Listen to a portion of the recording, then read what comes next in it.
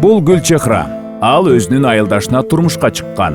Алар диний жол менен баш кошуп, үйлөнгөндүгү жөнүндө күбөлүк алышкан эмес. 6 айлык боюнда болгондо Гүлчехра күйөөсү менен ажырашып кетип, баласын жалгыз төрөйт. Ал мурунку күйөөсүн баласын камсыз кылганга кантип жоопко тартууну билбейт. Гүлчехра өзүнүн жана балдарынын укугун коргогонду билбеген миңдеген аялдардын бири гана. Жогорку соттун маалыматына караганда, Кыргызстандагы аялдардын соттук иштеринин арасында эң көп каралганы ажырашуу жана алимент өндүрүү. Өлкөбүздө өзгөчө айыл жергесинде аялдардын укуктары бир канча факторлордун негизинде корголбой келет. Алар коомдук айыптоо, сабатсыздык, укуктук нигилизм жана башка. Айыл айымдары долбоору калкты укуктук жардам алуу үчүн акысыз юридикалык жардам берүү борборуна жана тилектештик автобусуна кайрылуусуна жана маалымат алуусуна көмөктөшөт.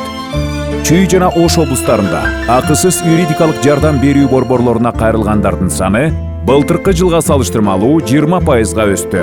Долбоордун жергиликтүү ыктыярчыларынын жардамы менен Гүлчехра өзүнүн көйгөйүн чечүүдө жакшы жыйынтыкка жетти. Учурда мурунку күйөөсү баласын камсыз кылууда жана тарбия берүүдө көмөктөшүп келет.